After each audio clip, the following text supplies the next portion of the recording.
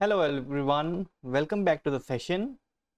So, in today's session, we are going to discuss about advertisements, right? That how we can create advertisement, how we can edit them, how can we export them, right? So, in this module, we are going to basically work on from the very scratch, right? How to create an advertisement in such a way that it should really help us out while editing or while processing that particular videos, right? So whenever we are going to create any advertisement or any video for any particular brand, or it could be for any individual also, we always have to go through certain steps. We have to follow a pipeline, the pipeline in which we have to make sure that the task is done in that particular pipeline only, in that particular step, so that we can ease our work in the next phase, right? सो जैसे कि आप लोग समझते हो पहले से ही कि जो आपका वीडियो एडिटिंग का प्रोसेस है, जहाँ पे आप वीडियोस को मिक्सअप करते हो, उसको कट करते हो, उसको अरेंज करते हो in such a way that it should tell a story, you create some motion graphics also. So same चीज़, राइट, हम कैसे करें, राइट, कि जो एडिटिंग के टाइम हमारा काम इजी हो सके. क्या कुछ ऐसी चीज़ें हैं जो हम फॉलो अप करके अपना काम इजी कर सकते हैं? यस, श्योर, बिल्कुल है. whenever we are going to create any advertisement, any video, right, we go through the very first stage, that is your pre-production phase. Pre-production phase में आपका जितना भी रिसर्च वर्क रहता है रिगार्डिंग योर पर्टिकुलर प्रोजेक्ट, वो सारा हम pre production phase में ही करते हैं. जैसे स्टोरी क्रिएट करना, आइडिया जनरेट करना, कंसेप्ट जनरेट करना, राइट. तो एक बार अगर आपको आइडिया आ जाता है कि हाँ भाई आप क्या प्रोडक्ट है, उसको कैसे आपने क्रिएट करना है, ऑडियंस के साथ लिंकअप कैसे करना है, राइट, क्या स्टोरी रहेगी, क्या इमोशंस रहेंगे उसमें, राइट.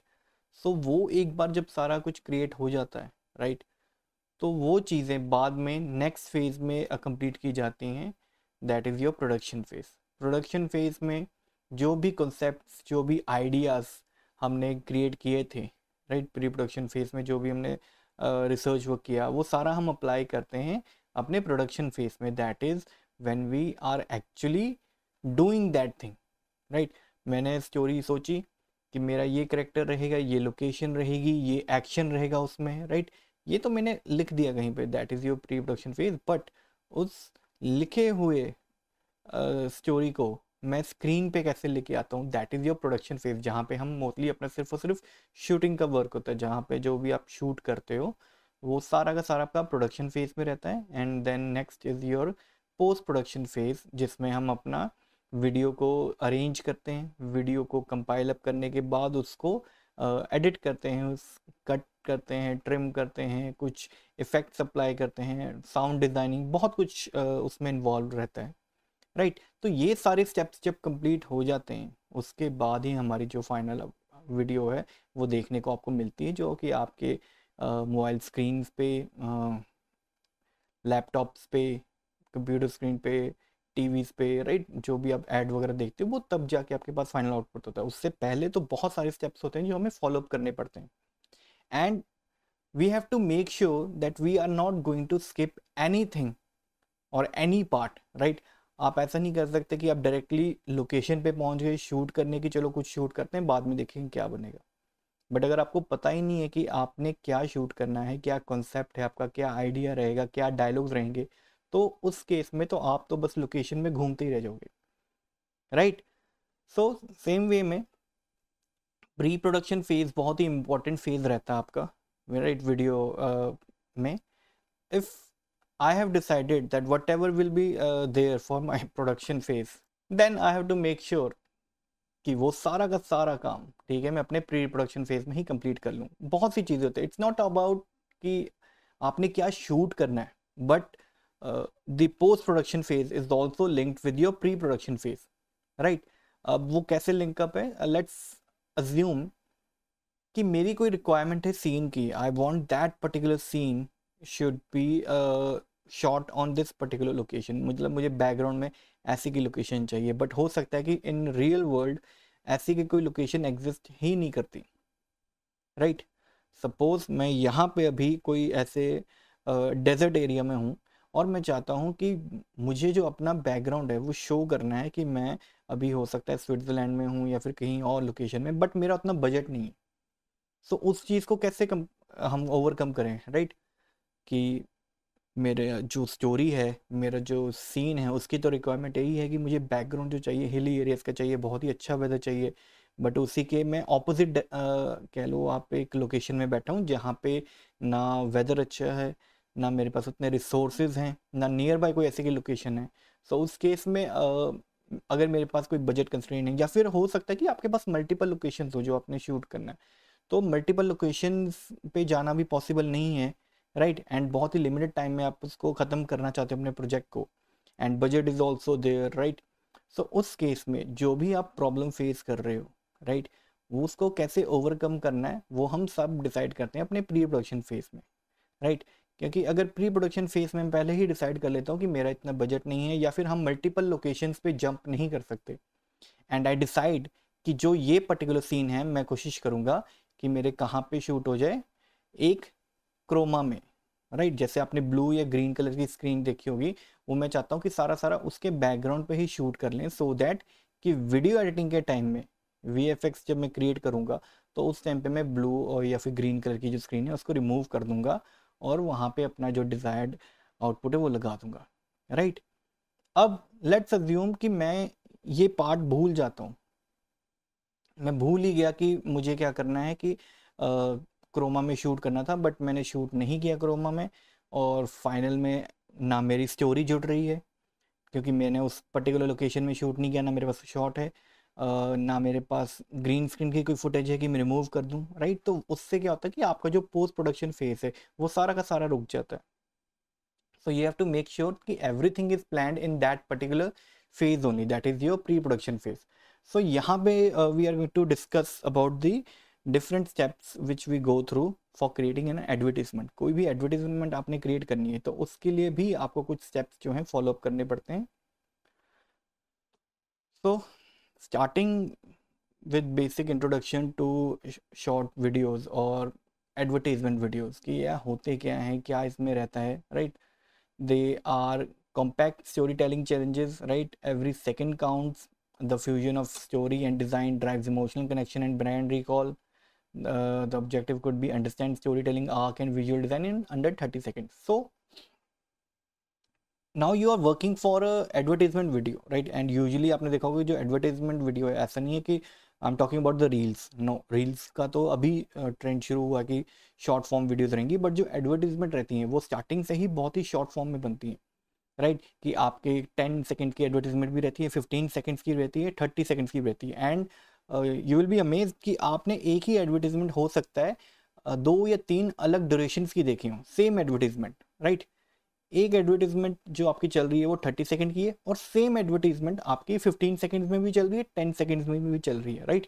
तो ये कुछ 3 डिफरेंट टाइम स्लॉट्स रहते थे जो ब्रॉडकास्टिंग के टाइम टीवीज में आपको देखने में मिलते थे, राइट। कि आपको जितना टाइम स्लॉट मिल रहा है आपको उस पर्टिकुलर टाइम स्लॉट में ही अपनी वीडियो प्ले करनी पड़ेगी। तो मेरा जो कंसेप्ट है या फिर मेरा जो मैसेज है या मेरी इन्फॉर्मेशन है पूरी ऑडियंस तक जाए, दैट्स वाई सेम वीडियो के हम 3 अलग टाइप के कट्स क्रिएट कर लेते थे, एक 30 सेकंड्स का, एक 15 सेकंड्स का, 10 सेकंड्स का, जिसमें क्या रहता था, मैसेज सेम रहता था, इन्फॉर्मेशन सेम रहता था, बस कटिंग की टेक्निक चेंज हो जाती थी इस वे में, सो दैट कि आपका जो भी मैसेज है वो क्लियर रहे।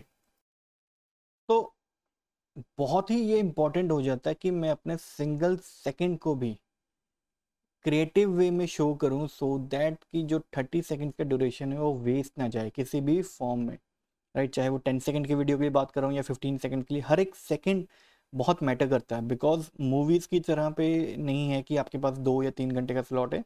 शॉर्ट फॉर्म वीडियोस क्रिएट करना सबसे मुश्किल टास्क रहता है। आप सोचोगे कि 30 सेकंड में क्या है, बट 30 सेकंड में पूरी स्टोरी बताना, अपना कॉन्सेप्ट, अपना आइडिया, स्टोरी टेलिंग शो करना, that is very much difficult, right.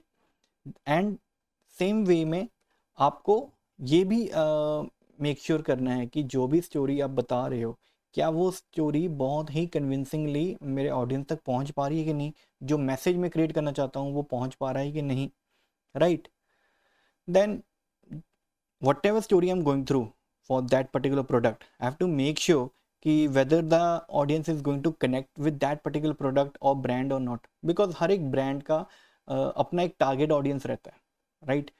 Some particular brands are focusing on kids, some particular brands are focusing on teenagers, some particular brands focus on adults, some particular brands are focusing on old age people, right? So you have to make sure whatever story you are creating, whatever concept you are generating, right, it should create a emotional connection between your audience and they should always relate with your content, right? And कोई भी story telling हो, चाहे वो movie की हो, कोई serial की हो, कोई वेब सीरीज की हो, या फिर अपने एडवर्टीजमेंट की हो, there is always a graph, right? Graph in the sense you have always to maintain कि आपकी जो स्टोरी टेलिंग है उसमें कब पीक आना है, कब अप्स आएंगे, कब डाउन आएंगे, सो दैट कि ऑडियंस का जो एक इंटरेस्ट है वो हमेशा क्रिएट होता रहे, राइट?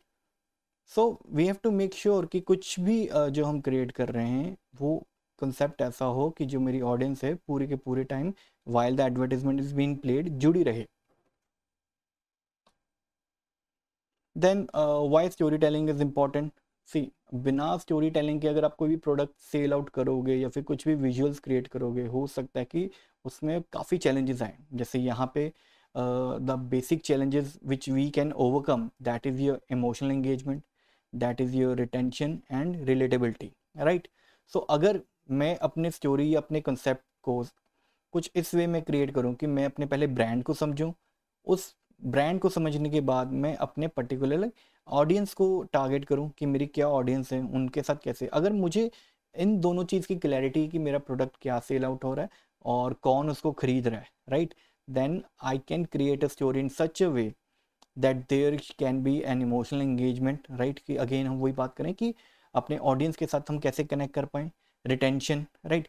क्योंकि अगर मैं समझ लेता हूँ कि मेरी टारगेट ऑडियंस क्या है, राइट, वो क्या चाहती है, right, then in that particular case मैं कंसेप्ट ही अपना कुछ इस वे में क्रिएट करूंगा कि सो दैट कि जो मेरी टारगेट ऑडियंस है वो उसके साथ, ठीक है, जुड़ी रहे, जितने भी टाइम वो विजुअल देख रही हैं वो उसमें इंगेज रहें। बिकॉज अगर कुछ ऐसे विजुअल्स मैं आपको प्ले कर दूं, right, for example, just basic example, let's assume आपकी कोई म्यूजिक की क्लास है, राइट, एंड मैं उसमें आपको मैथ्स पढ़ाने लग जाऊं, तो मज़ा आएगा? नहीं। रीज़न, क्योंकि आप उस क्लास में जब बैठे हो तो आप अपने माइंडसेट के साथ बैठे हो कि that you are going to learn music, you are going to play some instruments, and वहीं पे अगर आपको मैं कैलकुलेशंस करने दे दूं तो आप उसके साथ रिलेट नहीं कर पाओगे, आप उसके साथ एंगेज नहीं कर पाओगे। हो सकता है आप क्लास में फिजिकली बैठे हो पर मेंटली आप कहीं और हो। सेम हमारी वीडियोस के साथ भी होता है, अगर मेरी जो ऑडियंस है वो कनेक्ट नहीं कर पा रही, ठीक है, जैसे हमारा पहला पॉइंट है इमोशनल एंगेजमेंट, अगर मेरी जो ऑडियंस है वो इंगेज ही नहीं हो पा रही, then the second point retention, कि वो उस पर्टिकुलर वीडियो की तरफ तो देखेगी नहीं। फिजिकली हो सकता है उसके हाथ में फ़ोन है, सामने लैपटॉप है, वो उठ के ना जाए, बट वो आपकी वीडियो को इग्नोर करेगा, राइट? तो वहाँ से जो हमारे पास अटेंशन ग्रैब होनी चाहिए थी वो नहीं हो जाएगी, और वहाँ पे क्या हो गया, हमारी मार्केटिंग स्ट्रेटेजी खराब हो सकती। So we have to make sure कि जो भी कॉन्सेप्ट हम क्रिएट कर रहे हैं वो मेरी ऑडियंस के साथ हमेशा जुड़ी होनी चाहिए। Then is the relatability point, right, that how you can make your audience connect with your particular product, right? Example के तौर पे जैसे बॉर्नविटा है, राइट? बॉर्नविटा बेसिकली बच्चों का प्रोडक्ट है कि जो टीनेजर्स वगैरह हैं उन वो पीते हैं, राइट? बट इन्होंने उस पर्टिकुलर प्रोडक्ट में टारगेट किया अपने पेरेंट्स को, that if you want your child to grow, right, you have to add this, right, you have to show that you are a good parent, आपकी parenting के ऊपर वो आ जाते हैं।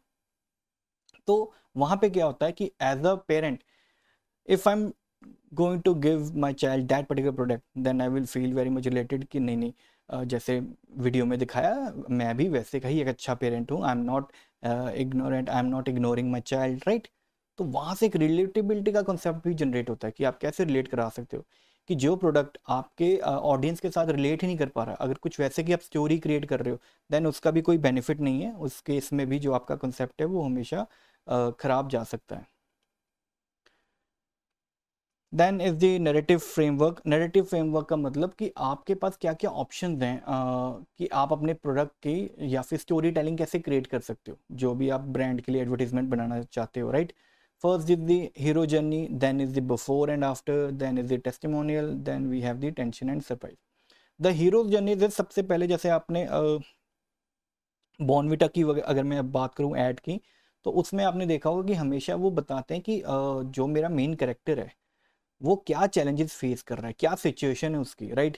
वो बताएंगे कि पहले let's suppose that he wants to be the fastest runner, he wants to win a trophy, but he is facing some challenges. The challenges could be that he's not able to afford a shoot, or his family condition is not good, right, or he's not able to bear all the expenses for that particular competition or for that particular sport, right.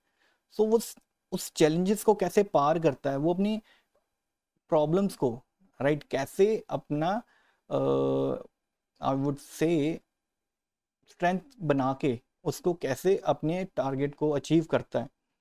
तो वो सारी एक hero journey रहती है जिसमें आप एक अपना करेक्टर है उसको आप ग्रो करते हुए दिखाते हो कि क्या करेक्टर था, राइट, कैसे उसने उस पर्टिकुलर प्रॉब्लम को ओवरकम किया, कैसे अपने अपने चैलेंजेस को ओवरकम करके जो अपनी अचीवमेंट है वो की, right. That is all about how you tell story, right, जिसमें आपका एक हीरो रहता है। That's why we call it as a hero's journey. Then we have the before and after journey. जैसे फॉर एग्जांपल फनी एडवर्टीजमेंट है, but still if we talk about Mentos, right, Mentos की अगर आपने add देखी होगी, right, तो उसमें भी काफ़ी कुछ ऐसे के इंसिडेंट्स होते हैं, या फिर और भी कोई हम प्रोडक्ट ले लें जिसमें बिफोर एंड आफ्टर का मतलब कि उनकी लाइफ उस प्रोडक्ट को यूज़ करने से पहले कैसी थी और उस प्रोडक्ट को यूज़ करने के बाद कैसी हुई, राइट। जैसे टाइड की अगर आपने देखी होगी, या फिर सर्फ एक्सेल में, जहाँ पे आपने देखा होगा कि वाइट कलर के उन्होंने कपड़े पहने होते हैं एंड टाइड का जो पर्टिकुलर प्रोडक्ट है वो उस पर्टिकुलर क्लोथ को वाइप अप करके जाता है, और उस पोर्शन में आपने देखा होगा वो जो क्लोथ है वो अल्ट्रा वाइट हो जाता है उसमें काफ़ी ज़्यादा, राइट। तो वो दिखाते हैं कि बिफोर एंड आफ्टर आपका प्रोडक्ट यूज़ करने से क्या इम्पैक्ट पड़ेगा। तो वहाँ से भी क्या होता है कि ऑडियंस रिलेट कर सकती है कि हाँ, हो सकता है वो कहे कि बिफोर में तो मेरे साथ हो ही रहा है, सो लेट्स ट्राई आउट कि आफ्टर में क्या होगा, है ना। आफ्टर में टीवी में तो दिखा दिया, एडवर्टीजमेंट में तो दिखा दिया, है ना, तो एक बार अगर वो उसमें दिख रहा है तो हो सकता है मैं भी ट्राई आउट करूँ, शायद मेरे साथ भी हो जाए, right. So that is how your before and after videos work, right. Then we have the testimonial, where mostly क्या होता है कि लोगों के रिव्यूज़ होते हैं, रिव्यूज़ के बेस पे वो सेल आउट करते हैं। जैसे फॉर एग्जांपल कोलगेट की ऐड हो गई है ना, वहाँ पे आपने देखा होगी 99% डेंटिस्ट का भरोसा, राइट। तो वो क्या है, एक तरह से आपका टेस्टिमोनियल, आपका रिव्यूज़ वगैरह होता है जिसमें लोग अपने एक्सपीरियंसेस शेयर करते हैं, right. Then we have the tension and surprise, right, where we have to grab attention and twist expectations, जहाँ पे आप बहुत ही इंटेंस सीन क्रिएट करने के बाद, हो सकता है डिपेंड कि उसको बहुत या तो फनी वे में या सीरियस वे में अपनी एडवर्टीजमेंट को ख़त्म कर सकते हो अपने प्रोडक्ट के बारे में बता के, राइट। कई बार मोस्टली तो ये फ़नी वे में ही जाती हैं वीडियोस, बट लेट्स अज्यूम कि कई बार क्या होता है कि ये थोड़ा सीरियस वे में, सीरियस टोन में भी वीडियोस जो हैं एंड हो जाती हैं, right. Then we have the anatomy of particular 30 second video, which means कि एनाटॉमी इज लाइक स्ट्रक्चर क्या रहेगा आपका, राइट। 30 सेकेंड्स का आपने शो केस तो कर लिया कि आप अपने पर्टिकुलर ब्रांड के ऊपर एक ऐड बनाना चाहते हो फॉर 30 सेकेंड्स, राइट। बट वो 30 सेकेंड्स दिखाने कैसे हैं? क्या हर एक सेकेंड, जैसे हमने स्टार्टिंग में कहा that every second count, which means कि you have to pre plan that. अच्छा, एक और चीज़, जितना भी आप यहाँ पे देख रहे हो कि अब जैसे यहाँ पे मैंने 5 सेकेंड्स का ड्यूरेशन दे दिया है for my hook, 5 to 20 for buildup, 20 to 25 for solution, 25 to 30 for brand recall and action, right. So it means कि अगर ये मैं पहले से ही डिसाइड कर लेता हूँ कि मैंने कब क्या शोकेस करना है, तो आप देख सकते हो कि यहाँ से मेरा वीडियो एडिटिंग का प्रोसेस कितना ईजी हो सकता है, राइट। बिकॉज मुझे डायरेक्टर पहले ही बता रहा है, राइट, कि मुझे अपने जो टाइमलाइन में है वीडियो को कैसे अरेंज करना है, क्या ड्यूरेशन देना। अब मुझे पता है कि जो हुक है वो पहले 5 सेकंड के अंदर अंदर ही आना चाहिए। हुक मतलब आपका जो मेन कह लो लाइन है जो प्रोडक्ट के बारे में हो सकता है वो, ठीक है। कुछ ऐसी बात की जाए पहले 5 सेकंड के अंदर अंदर कि आपकी जो अटेंशन है जो कस्टमर की है वो ग्रैब हो जाए, राइट, कि वो फोकस रहे पूरे के पूरे कि हाँ भाई ये है क्या। जैसे सेम टेक्निक हम टीजर के बारे में भी अप्लाई करते हैं, बट उसके बारे में हम नेक्स्ट किसी सेशन में करेंगे। बट हुक लाइन में क्या होता है कि हम कुछ ऐसे वर्ड्स या फिर कुछ ऐसे लाइंस या फिर कुछ ऐसे एक्शंस ऐड ऑन कर देते हैं जिसकी वजह से हमारा जो यूज़र है इंगेज रहता है, राइट। वो देखना चाहता है लास्ट तक कि होता क्या है, होगा भी नहीं होगा, right. That is all about your how to grab attention. Then 5 to 10 20 seconds में you have to build up in the story, मतलब जो आपने ग्राफ शो किया है कि स्टोरी जो आपने बताई है कि हो सकता है this particular product is about overcoming the challenges, right. अब वो चैलेंज क्या है, अब वो हम पर्टिकुलरली 5 to 20 सेकेंड्स के ड्यूरेशन में बताएंगे कि क्या करेक्टर है। जैसे हमने पिछले में नरेटिव में देखा था कि हीरोज जर्नी वाला, राइट, कि अब वो हीरो की क्या सिचुएशन है, कैसे बिल्डअप हो रहा है, ठीक है, वो सारा हम दिखाएंगे इतने पर्टिकुलर स्पैन में। देन 20 to 25 सेकेंड्स में मोस्टली हमारा कि वो उस पर्टिकुलर प्रॉब्लम्स को कैसे ओवरकम करता है, कैसे अपने अचीवमेंट को, ठीक है, टारगेट में रख के उसको क्या करता है, अपने टारगेट को अचीव करता है, राइट। देन 25 to 30 सेकेंड जिस पे ब्रांड CT प्लस ब्रांडिंग आती है, जिसमें मोस्टली क्या होता है कि हमारे ब्रांड का लोगो आ जाता है, ब्रांड अपने बारे में बताता है। जैसे फॉर एग्जांपल अगर आपने देखा होगा कि कई बार कुछ पर्टिकुलर टेक्निकल वीडियोस होती हैं, जैसे फॉर एग्जांपल मोबाइल फ़ोन्स की होगी, तो उनकी एडवर्टाइजमेंट देख के लास्ट में आपने देखा होगा कई बार ब्रांड का लोगो आ जाता है एग्जिट पे, राइट। ब्रांड का लोगो आने के बाद उस पर्टिकुलर ब्रांड के ऑफर्स भी आ सकते हैं, प्लस हो सकता है कि we could tell them that okay this particular phone is exclusively available on this particular site, मतलब आपके स्टोर्स में ना अवेलेबल होके, या फिर हो सकता है कि we are dealing with this particular website only, or you can say that my particular phone is available, is exclusively available on Amazon Prime, or it is available on, you know, any other website like the Flipkart is there, right? So that is what we create here. After that, again talking about the hook line, right, कि आपके emotion क्या है, आपका main intention क्या है उस particular video के पीछे, पूरी स्टोरी लाइन जो आपकी रहती है, right. And that is very much important, because अगर आप पहले 5 सेकंड में अपने यूज़र का जो अटेंशन है वो ग्रैब नहीं कर पाए, देन आपके हो सकता प्रोबेबिलिटी हो सकती है कि आपका यूज़र सिर्फ और सिर्फ पहले 5 सेकेंड्स के वीडियो के बेस पे ही आपकी वीडियो या तो पूरी देखेगा या वो वहीं पे छोड़ के चला जाएगा। तो it is that important, that crucial, which you have to make sure कि आपके जो 5 सेकेंड है वो बहुत ही ज़्यादा वेल रिटन हो, उसमें जो अटेंशन ग्रैब करने के लिए जो वर्ड यूज़ कर रहे हो, जो लाइन यूज़ कर रहे हो, जो एक्शन यूज़ कर रहे हो, मेक श्योर यूज़र या फिर हमारी ऑडियंस है वो उसके साथ कनेक्ट कर पाए। Then we have the visual design foundation. Again ये सब चीज़ें हम प्री प्रोडक्शन फेज़ की बात करें, जो सम हाउ मेरे final phase that is your post production, वो जहाँ पे हमारी वीडियो एडिटिंग चलती है वहाँ पे हेल्प आउट कर सकता है। That is the colour theory, typography, grid system, negative space, right. So जब भी हम डिज़ाइनिंग की बात करते हैं, मैं पहले से ही डिज़ाइन कर लेता हूँ कि जैसे हो सकता है कि मैं चाहता हूँ मेरे विजुअल्स कुछ इस वे में रहें कि मैं अपने विजुअल्स में ये कलर ज़्यादा शोकेस करना चाहता हूँ, क्योंकि हो सकता है मेरा प्रोडक्ट इस कलर को या फिर इस इमोशन को ज़्यादा हाईलाइट कर रहा है, तो मैं चाहता हूँ कि ये कलर रहे सो दैट कि जो मेरा व्यूअर है उसका इमोशन बार बार अगर एक्शन के थ्रू नहीं हो रहा तो हो सकता है कलर्स या उसके विजुअल्स के थ्रू ट्रिगर होता जाए, right. Then is the typography, अगर मैं कोई टेक्स्ट वगैरह भी यूज़ कर रहा हूँ तो वो सारे कैसे अपने ब्रांड के साथ हो सकता है, बिकॉज हो सकता है ब्रांड एक पर्टिकुलर टाइपोग्राफी को फॉलोअप कर रहा है और मैं अपनी एडवर्टीजमेंट में कुछ अलग तरह के फॉन्ट शोज कर रहा हूँ, राइट। तो वहाँ पे भी क्या हो सकता है, मिसमैच हो सकता है। देन ग्रिड सिस्टम, हमारे फ्रेमिंग वगैरह कैसे रहेंगी, ठीक है। अगर ये सारी चीज़ें मैं पहले डिसाइड कर लेता हूँ ना, तो देखो मेरा आप वीडियो एडिटिंग का प्रोसेस कितना ईजी हो सकता है कि मेरा ब्रांड किसके बारे में है, उस ब्रांड के पर्टिकुलर कलर्स क्या हैं, तो उसी सेम कलर थीम को, टाइपोग्राफी को मैं फॉलो अप करके अपनी एडवर्टीजमेंट के ऊपर अप्लाई कर सकता हूँ। So this is how much important it is and how it can actually help in the video editing process. We really can't skip it, because अगर ये स्किप कर दिया तो मेरे लिए जो फाइनल फेज है that is the video editing phase, वो उतना ही ज़्यादा डिफिकल्ट हो जाएगा। ऐसा नहीं है कि इम्पॉसिबल हो जाएगा, क्रिएट नहीं हो सकता, कुछ ना कुछ तो क्रिएट हो ही जाएगा, बट जो डिज़ायर्ड आउटपुट है, जो रिज़ल्ट है वो हमें नहीं मिल पाएगा प्रॉपर। सो उस केस में अगर मेरा ये वाला फेज़ पे मैं जितना भी काम है अगर वो प्रॉपरली कर लूँ, सो मेरे जो final stage that is your post production, जहाँ पे हम एडिटिंग वगैरह करते हैं, वो उतना ही ज़्यादा ईजी हो जाता है. Then we have other story telling devices, right. For example जो स्टोरी टेलिंग है वो विजुअली कैसे हम कर सकते हैं, राइट. जैसे सिंबलिज्म है. सिंबलिज्म इट्स लाइक कि हम डायरेक्टली उस पर्टिकुलर चीज़ के बारे में ना बात करके कोई ऐसा ऑब्जेक्ट, कुछ ऐसा शोकेस करते हैं जो हो सकता है कि मेरे उस पर्टिकुलर वर्ड के साथ रिलेट कर सके, राइट. जैसे यहाँ पे सनराइज का ऑप्शन दिया है कि होप. अगर मान लो कोई बात कर रहा है कि हाँ भाई शायद सिचुएशन बेटर हो जाए, और नेक्स्ट शॉट, राइट, या फिर वो कुछ ऐसे कह के सो रहा है रात को कि भाई हमारा भी टाइम आएगा, राइट.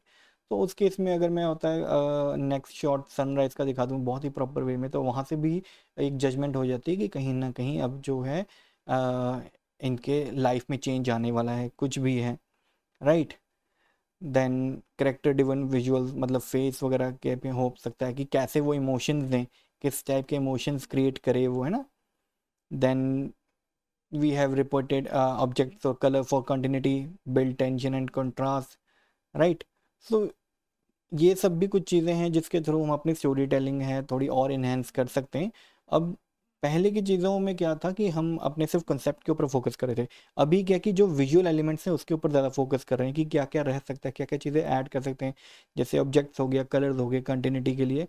और कंटिन्यूटी जितनी आपकी सही रहेगी, एक्यूरेटी जितना, और जितना आपकी वीडियो में जिटर कम रहेगा, या फिर कंटिन्यूटी का ब्रेक कम रहेगा, या फिर अब्रप्ट चेंजेस कम होंगे, उतनी ही वीडियो आपकी विजुअली अच्छी लगेगी, right. Then we have the motions and the transitions, that is that अगर आप देखो कि कहीं ना कहीं स्टोरी टेलिंग से होते हुए कहीं ना कहीं हम अपने वीडियो एडिटिंग के ऊपर भी शिफ्ट हो रहे हैं. विच मीन्स कि अगर मैं पहले से ही डिसाइड कर लूँ कि भाई मेरे पर्टिकुलर विजुअल्स कैसे के रहेंगे, ठीक है, कैसे की ट्रांजिशन रहेंगे, बिकॉज कहीं ना कहीं जो भी हम क्रिएट कर रहे हैं, कि अगर मैं चाहता हूँ कि जूम ट्रांजिशन रहे, या फिर मोशन में ट्रांजिशन क्रिएट करना चाहता हूँ, तो उसका कहीं ना कहीं इम्पैक्ट मेरे प्रोडक्शन में भी पड़ेगा. प्रोडक्शन में कैसे कि मैं अपने कैमरामैन को पहले ही कहूँगा कि भाई हमने इस सीन से इस सीन के बीच में शिफ्ट करना है, so I want that you should move your camera in a certain angle, कि मैं चाहता हूँ आप लेफ्ट से राइट की तरफ मूव करें, सो दैट कि जो मेरा नेक्स्ट शॉट ओपनिंग का है वो भी लेफ्ट टू राइट ही आ रहा है, राइट. तो उस केस में मेरे कैमरामैन को भी क्लैरिटी रहेगी कि हाँ भाई मैंने इसको ऐसे ही कैप्चर करना है. और अगर कैमरामैन अपना पार्ट अच्छा कर लेता है तो वीडियो एडिटर के लिए वो उतना ही ज़्यादा ईजी हो जाता है. बिकॉज अगर वो चीज़ नहीं हो पाती कवर अप, तो इन वीडियो एडिटर को थोड़ा और ज़्यादा अपनी तरफ से एफर्ट डालना पड़ेगा, एंड मैनुअली सेम इफेक्ट जो अपना डायरेक्टर चाहता है वो उसको मैनुअली क्रिएट करना पड़ेगा, which can take longer time, which can include the VFX part also. So that totally depends, right. अगर यही मैं अपने प्रोडक्शन फेज़ में, ठीक है, इसको करेक्ट कर लेता हूँ, अच्छे से शूट कर लेता हूँ, बट शूट कब होगा, अगर मैं ये अपने प्री प्रोडक्शन फेज़ में पहले से ही प्रॉपरली डिसाइड कर लेता हूँ तब, राइट. कि किस टाइप के ट्रांजिशन रहेंगे, क्या मोशन रहेगा, राइट. सब कुछ अगर मैं पहले से क्रिएट कर लेता हूँ, देन मेरे लिए वो उतना ही ज़्यादा ईजी हो जाता है.